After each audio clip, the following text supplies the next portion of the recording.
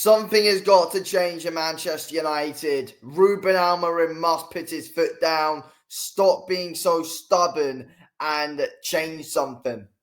That's what's got to happen. Stop being so bloody stubborn and change something around, because it's not working. It's not working. Look, the double pivot in the midfield. What is the point? What is the point? That double pivot with Bruno Fernandes and Casemiro is not working. And that showed today in our draw against Fulham. It just didn't work. Bruno was all over the place, didn't have a clue. He's played awful today. He wasn't exactly shiny against Arsenal either.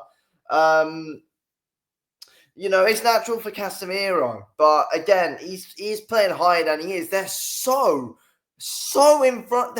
They're so close to the defense, too close to the defense, way too close to the defense.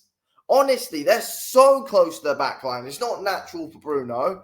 That's why he's bloody all over the place, playing like he's not got a bloody clue, playing like he's never played football at all. Honestly. It just makes him drift into just being so non-existent, really, to be honest with you. I mean, again, that is that. There's many other problems as well. Diogo Dalot, why is he at Manchester United in 2025? I will never understand. Probably because he's Portuguese and Amorim stubborn in that way. He just wants his Portuguese players. Get rid of him. What's the need for Diogo Dalot? Awful. Absolutely awful football player.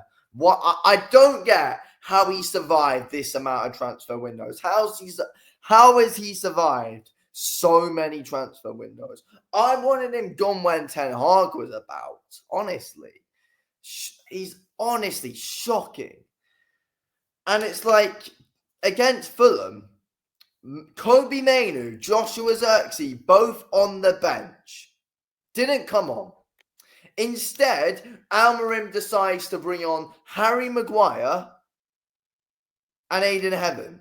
And then he wants to stick them far up and just wants us to smash the ball as long as we possibly can so one of those two can get a head on it. And not bring Kobe Mainoo on, who can bring something to the midfield, bring us something, because our midfield, we haven't got one with that double pivot. We've not got a midfield. Kobe will be able to bring some creativity and play further up. He'll have something about him in that midfield. And Joshua Zirkzee could add something. I mean, it's not guaranteed, but he could. It's better bringing him on than trying to stick Harry Maguire and Aiden Heaven so far up the bloody pitch. Absolutely pointless stuff. Something's got to change, but I just feel like Ruben Amorim's just brain dead with those substitutions.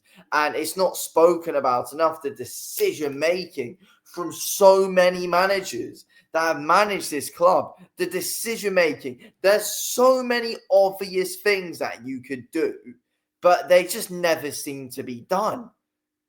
And I don't know why. Something has got to change, because today we play like 24-25 season Man United in the 25-26 season.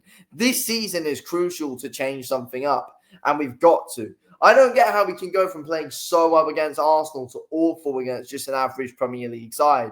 I don't get it, but it was an issue last season. We were playing fairly decent, putting on decent performances against the bigger sides. But then when it just came to, trying to get important and in ways should be guaranteed 3 points on paper, we never get it. We never get it. We should have came in and got that win today with the way we started as well. We played well for like 2 minutes and then nothing really. Nothing. I don't know why Sesko didn't start. Oh, also as well, playing Mason Mount is a false 9. What was the point in that? What was the point in playing Mason Mount as a false 9? What do we gain from ever playing a false 9? What do we gain? And Mason Mount is the false 9 as well. At least make it be Bruno Fernandes. At least make it be Bruno Fernandes is the false 9. Bruno cannot play so deep. But Amorim seems to be so happy to do it, though. I don't understand. I don't understand. We're watching the same game as he is. Honestly, I don't like going at like the manager like this at the moment because the players just neglect everything. But the decisions from Ruben Amorim have got to be called out and have got to be talked about. So frustrating.